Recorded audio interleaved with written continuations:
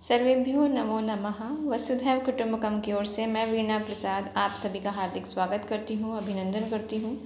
और कक्षा 6 की संस्कृत की जो पुस्तक है उसका हम द्वितीय पाठ पढ़ने जा रहे हैं आज। शब्द परिचय। शब्द परिचय अर्थात संज्ञा, जैसा कि आपको इसमें दिख रहा होगा। शब्द परिचय संज्ञा कक्षा 6 यानी क्लास 6 की ये जो है बुक है और इसका हम आज द्वितीय जो चैप्टर है, द्वितीय अध्याय, वह हम पढ़ेंगे। तो देखते हैं इसके आगे। ये देखिए दिख रहा होगा इसमें आपको। और ये देखिए शब्द परिचय संज्ञा ना। तो शब्द अर्थात संज्ञा जो होती है, प्रॉपर संज्ञा किसे कहा जाता है? संज्ञा अर्थात किसी भी व्यक्ति, वस्तु या स्थान के नाम को हम संज्ञा कहते हैं। जैसे कोई प्रॉपर कोई इंसान है, कोई व्यक्ति है, उसको हम संज्ञा कहेंगे। वस्तु है कोई पेड़ पौधा, वृक्ष, कुर्सी, मेज इत्यादि, या कोई स्थान, कोई जगह है।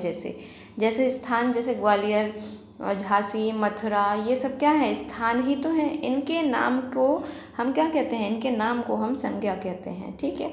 इन संज्ञा शब्दों को संस्कृत भाषा में 3 भागों में, 3 लिंगों में, 3 वचनों में विभक्त किया गया है। कितने में? संज्ञा शब्द जो है उसको 3 भागों में इसको विभाजित किया गया है, यानी बांटा गया है। पहले तो 3 लिंगों में बांटा गया है। तो 3 लिंग कौन कौन से होते हैं? पुल्लिंग, स्त्रीलिंग और नपुंसक लिंग ना। कौन कौन से होते हैं? पुल्लिंग, स्त्रीलिंग और ये नपुंसक लिंग। ठीक है। उसके बाद में वचन जो होते हैं, वचन कौन से होते हैं? 3 वचन होते हैं हमारे, एक वचन, द्विवचन और बहुवचन। ठीक है। तो इसका क्या है, इसमें जैसे कि इसके नाम से ही स्पष्ट हो रहा है, लेकिन हिंदी जो भाषा होती है ना, उसमें केवल हमारे 2 ही लिंग होते हैं। एक होता है पुल्लिंग और दूसरा होता है स्त्रीलिंग। लेकिन संस्कृत भाषा सभी भाषाओं की जननी भाषा कही जाती है। तो संस्कृत भाषा में क्या है? 3 लिंग होते हैं। कौन कौन से होते हैं? कितने होते हैं? 3 लिंग होते हैं सबसे पहले। फिर कौन कौन से होते हैं? पुल्लिंग होते हैं, स्त्रीलिंग होते हैं और नपुंसक लिंग होते हैं ना। तो ये जो है हमारे 3 लिंग होते हैं संस्कृत भाषा में। ठीक है। तो पुल्लिंग किसे कहते हैं? अब ये देख लेते हैं। पुल्लिंग अर्थात पु और पुल्लिंग लिखा है ना, तो पुल्ल अर्थात पुरुष जाति का जो बोध कराए, यानी पुरुष जाति के बारे में जो बताए, पुरुष जाति का जो ज्ञान कराए, वो क्या होता है? वो पुल्लिंग होता है। ठीक है। स्त्रीलिंग अर्थात स्त्री लिखा हुआ ना, स्त्रीलिंग अर्थात स्त्री जाति का जो बोध कराए, स्त्री जाति के बारे में बताए, स्त्री जाति का ज्ञान कराए, तो वो क्या हो गया? वो हमारा स्त्रीलिंग हो गया। ठीक है। अब ये क्या है? नपुंसक लिंग अर्थात न, पु और स। तो न अर्थात नहीं। ये देखिए कि सिर्फ समझाने के लिए कह रही हूँ, तो इसको ध्यान से सुन लीजिएगा। न अर्थात नहीं। ठीक है। और प अर्थात पुल्लिंग। ठीक है। प अर्थात पुल्लिंग हो गया हमारा। और स अर्थात स्त्रीलिंग ना। स अर्थात स्त्रीलिंग।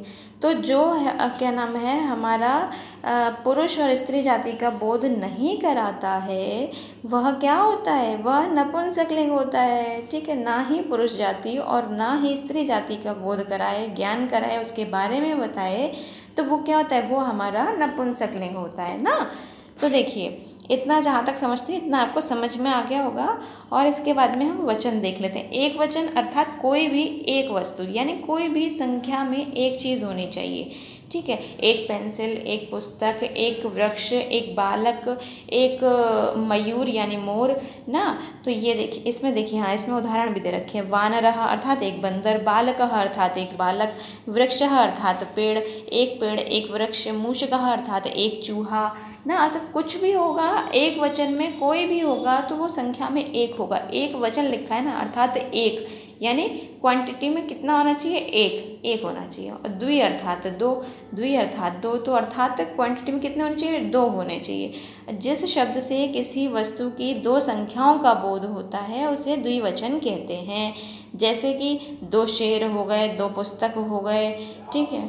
फिर ग्रंथो अर्थात 2 ग्रंथ हो गए, जैसे बालकः, और यहाँ पे द्विवचन में बनता है बालकौ ना। तो ग्रंथ अर्थात उसे, ग्रंथ किसे कहते हैं? ये भी थोड़ा सा जानने वाला विषय है। ग्रंथ अर्थात जैसे जो हमारी धार्मिक पुस्तकें होती हैं, बेसिकली उन्हीं को ग्रंथ कहा जाता है। और ग्रंथ अर्थात जैसे हमारी गीता है, रामचरितमानस है, रामायण है ना। तो ये जो हमारे जो ग्रंथ, ये जो पुस्तकें जो कहलाती हैं, इनको हम ग्रंथ कहते हैं। पुराण हुए हमारे, पुराण हमारे कितने हैं? पुराण हमारे कितने हैं? 18 ना। तो 18 जो हमारे पुराण हैं वो क्या है? हमारे धार्मिक ग्रंथ कहलाते हैं। क्या कहलाते हैं? धार्मिक ग्रंथ। तो जो हमारे जो ये धर्म से संबंधित जो हमारे पुस्तकें होती हैं, हम उन्हें ग्रंथ कहते हैं। सामान्यतः इतना समझना है आपको, ठीक है। पुरुषों अर्थात 2 पुरुष हो गए, चित्रको अर्थात 2 चीते हो गए ना। तो ये देखिए बहुत ही आसान है। और बहुवचनम अर्थात बहु अर्थात बहुत सारे ना, बहुत सारे यानी बहुत सारे। जिस शब्द से किसी वस्तु की 2 या 2 से अधिक संख्याओं का बोध होता है उसे हम बहुवचन कहते हैं। बहु अर्थात बहुत सारे ना, बहुत सारे। ये ध्यान रखिएगा। एक वचन अर्थात एक कोई चीज़ होगी, द्विवचन अर्थात कोई 2 चीज़ें होंगी। बहुवचन अर्थात बहु से बहुत जोड़ लीजिए अपने समझने के लिए, केवल आपको समझाने के लिए कह रही हूँ। बहु अर्थात बहुत सारे यानी बहुत सारे, कोई भी जो चीज़ होगी वो बहुत सारे होंगे। बालकाः, ये बहुवचनम आ गया अर्थात बहुत सारे। बालक घटाः अर्थात बहुत सारे घड़े। वानराः बहुत सारे बंदर। गजाः बहुत सारे हाथी ना। तो ये हमारा जो है बहुवचन हो गया। एक बार इसको फिर से देख लीजिए। और संज्ञा सबसे पहले किसे कहते हैं? अगर पूछ लेते हैं कि संज्ञा किसे कहते हैं तो आपको पता होना चाहिए, व्यक्ति, वस्तु या स्थान के नाम को हम संज्ञा कहते हैं, ठीक है। फिर उसके बाद में जो लिंग होते हैं वो कितने प्रकार के होते हैं? लिंग हमारे 3 प्रकार के होते हैं। एक होता है पुल्लिंग, स्त्रीलिंग और नपुंसक लिंग। अब हमें चित्र में जैसे हमें कभी MCQs क्वेश्चंस आते हैं तो उसमें हमें पूछ लिया कि ये जो पेड़ दिखा के हमें पूछ लिया गया और ये पूछ लिया कि अच्छा इसमें बताइए कि कौन सा लिंग है। आपको 4 ऑप्शन दे दिए जाएंगे। अब 4 ऑप्शन में से आपका एक ऑप्शन जो होगा वो राइट ऑप्शन भी होगा। तो जो नपुंसक लिंग वाला जो ऑप्शन होगा इज़ द करेक्ट ऑप्शन ना। तो आपको नपुंसक लिंग लगा करके आना है, ये आपको ध्यान रखना है। फिर स्त्रीलिंग का, जैसे कोई स्त्री, कोई बालिका का चित्र बना के दे दिया, आपको पूछ लिया कि जैसे 2 बालिकाओं का चित्र बना दिया, फिर ये पूछ लिया आपसे कि किस वचन में है। तो 2 हैं चूँकि, तो कितना कौन सा वचन होगा? द्विवचन होगा ना। हाँ, तो बोलते रहिए द्विवचन होगा। कौन से वचन होगा? द्विवचन। ये जैसे दो बालिकाएं हो गई, तो पूछ लिया कौन से वचन में है, किस वचन में है। आपको 4 ऑप्शन दे दिए गए MCQs में, तो अब आपको बताना है कि किस वचन में है। तो आपको बताना है द्विवचन में। अब अकेला एक बालक है तो कितने में? एक वचन में आया ये ना। तो इस तरीके से हमें बहुत आसानी से इसको सीखते जाना है और समझते जाना है और आगे बढ़ते जाना है, ठीक है। ये देखिए, अब ये क्या है हमारे? ये है अजंत अकारांत पुल्लिंग शब्द हैं कुछ। तो देखिए, बालकः पठति अर्थात बालक पढ़ता है। शिष्यः पठति अर्थात शिष्य जो है वह भी पढ़ता है। फिर छात्रः पठति अर्थात छात्र जो है वह भी पढ़ता है। बालः नमति अर्थात नमस्कार करता है। नरः नमति मनुष्य नमस्कार करता है। सह नमति, सह अर्थात वह, नमति अर्थात नमस्कार करता है, तो वह नमस्कार करता है। खादति अर्थात खाता है। वानरः अर्थात बंदर, तो बंदर खाता है। जैसे आपको इसमें दिख रहा होगा चित्र में, बढ़िया स्टाइल में बैठे हैं बंदर महाशय और बढ़िया आराम से केले को लेकर के बढ़िया दिखा रहे हैं ना। तो ये देखिए, सह खादति अर्थात वह खाता है। खगः खादति अर्थात खग जो है वह खाता है। खग अर्थात, खग कहते हैं पक्षी को ना।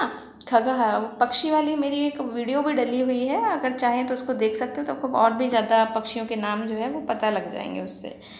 तो ये देखिए, अश्वः धावति, अश्वः अर्थात घोड़ा, धावति अर्थात दौड़ता है। तो अश्वः यानी घोड़ा जो है वो क्या करता है? बहुत स्पीड से दौड़ता है। सबसे तेज कौन दौड़ता है? घोड़ा दौड़ता है पशुओं में। मृगः धावति, मृगः अर्थात हिरन, धावति अर्थात दौड़ता है, तो हिरन जो है वह दौड़ता है। सिंहः धावति, सिंहः यहाँ पर विसर्ग लगा ना, इसलिए सिंहः बोलेंगे इसे। सिंहः धावति अर्थात शेर जो है वह दौड़ता है, ठीक है। जहाँ तक समझती हूँ आपको समझ आ रहा होगा। और ये कुछ अन्य पुल्लिंग शब्द जो हैं ये भी आप देख लेंगे तो बहुत ही आसान आपको लगेगा। वृषभः बैल, काकः कौआ, मृगः हिरण, कुक्कुटः मुर्गा। और कुक्कुटः, ये देखिए, कुक्कुटः मुर्गा और कुक्कुरः जो होता है ना वो होता है कुत्ता। तो यहाँ ध्यान रखना है, र और ट का डिफरेंस रहेगा यहाँ पर। ये थोड़ा सा ध्यान देने वाली चीज़ है ना, तो बच्चे आप लोग जल्दी जल्दी में फिर कंफ्यूज हो जाओगे और कुछ का कुछ लिख करके आ जाओगे। पता चले कुक्कुट की जगह कुत्ता लिखा हो और कुक्कुर की जगह मुर्गा लिखा हो। नहीं, तो ऐसा नहीं करना है। और ध्यान से पढ़िएगा, ध्यान से देखिएगा, ठीक है। तो ये देखिएगा, कुक्कुटः अर्थात ये हो गया मुर्गा ना, और कुक्कुरः जो होता है वो होता है कुत्ता, ठीक है। और कुत्ते को शुनकः भी कहा जाता है। गजः हाथी, उल्लूकः उल्लू, दीपः दिया, दीपक जो होता है ना दिया जिसको हम दीपावली में जो जलाते हैं वो दीपः अर्थात दिया।